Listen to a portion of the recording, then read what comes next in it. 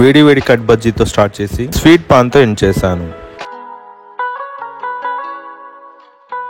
Hi friends, మా neighbours అయితే వాళ్ళ బేబీ నేమింగ్ సెరమనీకి అయితే ఇన్వైట్ చేశారు. మేమైతే తొందరగా రెడీ అయిపోయి మధ్యాహ్నం లంచ్కి అయితే అక్కడికి వెళ్ళిపోయాము. మమ్మల్ని ఇన్వైట్ చేసిన వాళ్ళు కన్నడిగాస్ అండి. వాళ్ళు ఎలాంటి ఫుడ్ పెడతారు, వాళ్ళ ట్రెడిషన్స్ ఎలా ఉంటాయి, ఎలా ఫంక్షన్ చేస్తారు అని చాలా ఇంట్రెస్టింగ్ అనిపించింది నాకైతే. బెంగళూరులో చాలా మంది పెళ్లిళ్ళకి అయితే మేము వెళ్ళామండి. నేను నా వైఫ్ నేమింగ్ సెరమనీకి వెళ్ళడం ఇదే ఫస్ట్ టైం అండి. ఇలాంటి ఫంక్షన్స్కి వెళ్ళి ఫోటో దిగాలంటే నాకైతే చాలా సిగ్గండి. కానీ నా వైఫ్ అయితే ఎలాంటి మొహమాట పడకుండా ఆరాంగా ఫోటో దిగిద్ది. అది తన టాలెంట్. ఇట్లా చేసి గట్లా చేసి ఫోటో అయితే దిగాను. ఫైనల్గా లాస్ట్కి ఫుడ్ దగ్గరికి వచ్చేసాము.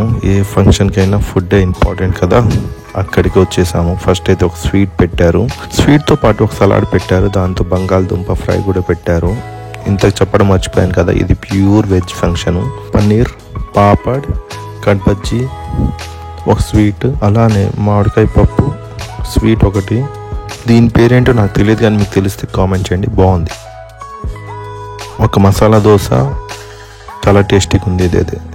ఇది మష్రూమ్ బిర్యానీ, చాలా టేస్టీగా ఉంది. దాని తర్వాత వైట్ రైస్, రసం వేశారు. దాంట్లో నెయ్యి కూడా వేశారు. నెయ్యి వేసిన తర్వాత అయితే టేస్ట్ నెక్స్ట్ లెవెల్. ఫైనల్గా కిల్లీతో ఎండ్ చేసాం. Thanks for watching my video. Please subscribe my channel.